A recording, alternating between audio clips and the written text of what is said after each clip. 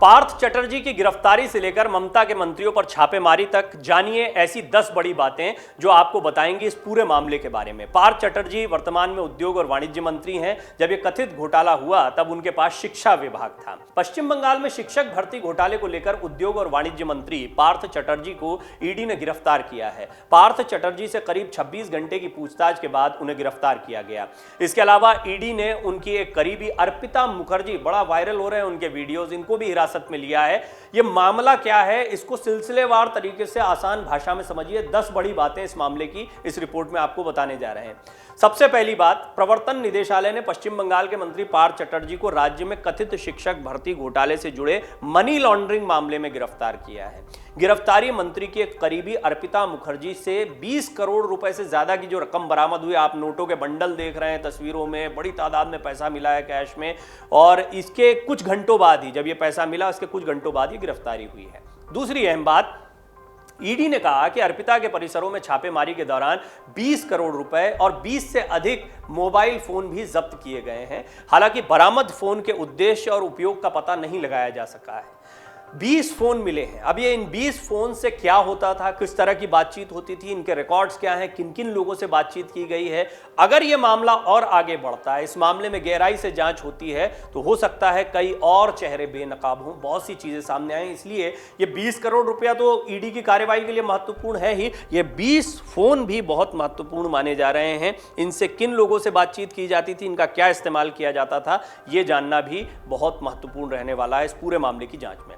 तीसरी महत्वपूर्ण बात, जांच एजेंसी ने एक बयान में कहा है उक्त राशि कथित एसएससी घोटाले के अपराध की आय होने का संदेह है। पार्थ चटर्जी वर्तमान में उद्योग और वाणिज्य मंत्री हैं। जब कथित घोटाला हुआ तब उनके पास शिक्षा विभाग था, यानी शिक्षा विभाग से जुड़ा हुआ यह घोटाला हो सकता है। पैसा तो मिला है, पैसा कहां से आया है, किन लोगों ने दिया है, क्या किस विभाग की तरफ जब वो थे या किस विभाग में वो थे उस वक्त कैसे ये घोटाला हुआ, कौन कौन लोग इसमें शामिल हैं, ये बहुत सी बड़ी बातें हैं जो आने वाले दिनों में इस बात से भी पता लगेंगी कि दरअसल ये घोटाला एग्जैक्टली है क्या, किस विभाग में रहते हुए हुआ। लेकिन क्योंकि शिक्षा विभाग उस समय पर था जबकि ये घोटाला है, तो ऐसा माना जा रहा है कि ये शिक्षक भर्ती घोटाला हो सकता है कथित तौर पर।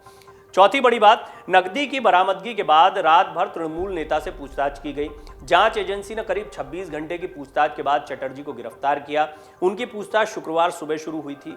गिरफ्तारी के बाद उन्हें कोलकाता के बैंकशॉल कोर्ट में पेश किया गया। पांचवी बड़ी बात, इसके अलावा ईडी ने शिक्षा राज्य मंत्री परेश सी अधिकारी, पश्चिम बंगाल प्राथमिक शिक्षा बोर्ड के पूर्व अध्यक्ष माणिक भट्टाचार्य और अन्य के परिसरों समेत 11 स्थानों पर छापेमारी की है।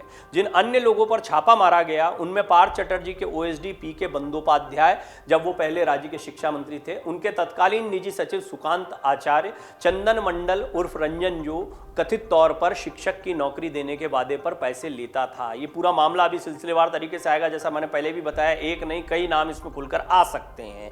इनके अलावा कल्याणमय भट्टाचार्य, कृष्णा सी अधिकारी और पश्चिम बंगाल केंद्रीय विद्यालय सेवा आयोग के सलाहकार डॉक्टर एसपी सिन्हा के यहां भी छापेमारी हुई है।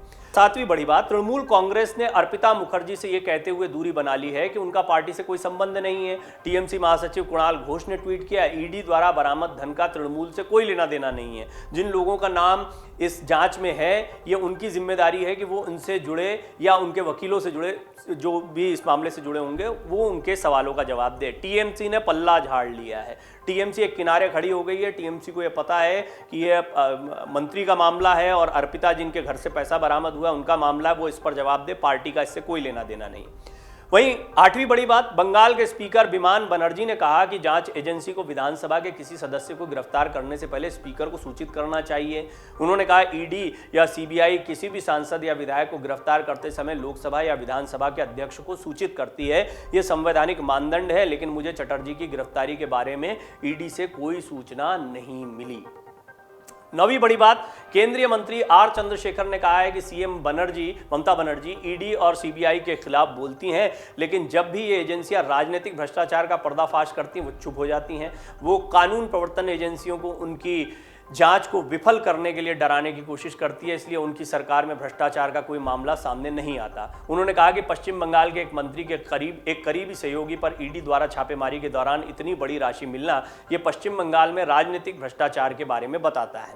और 10वीं और अहम बात, मतलब इस पर कुल मिलाकर राजनीति भी चल रही है, जमकर बयानबाजी भी हो रही है। निश्चित तौर पर बीजेपी से एक बड़ा मुद्दा भी बनाएगी और ममता बनर्जी के खिलाफ ये बड़ा मुद्दा दिखाई भी देता है पश्चिम बंगाल में। 10वीं बड़ी बात यह है कि सत्तारूढ़ तृणमूल कांग्रेस ने इन छापों को केंद्र की बीजेपी सरकार द्वारा अपने राजनीतिक विरोधियों को परेशान करने की चाल करार दिया। इस मुद्दे में किसी भी भूमिका से इनकार करते हुए बीजेपी ने दावा किया है कि सीबीआई और ईडी सही रास्ते पर आगे बढ़ रहे हैं। तो टीएमसी ने किनारा भी कर लिया, लेकिन वो साथ ही साथ इसको राजनीतिक साजिश भी करार दे रहे हैं। तो कुल मिलाकर इस मामले पर, जैसा हमने पहले भी बताया, राजनीति भी होगी और मामला कैसे सिलसिलेवार तरीके से आगे बढ़ा वो व्यवस्थित तरीके से इस रिपोर्ट में हमने आपको बताने की कोशिश की। डाउनलोड करें अमर उजाला ऐप और पाएं खबरें लगातार। अगर आप ये वीडियो YouTube पर देख रहे हैं तो हमारे चैनल को सब्सक्राइब करें और बेल आइकन को दबाना ना भूलें। अगर आप Facebook पर ये वीडियो देख रहे हैं तो हमारे पेज को लाइक करें।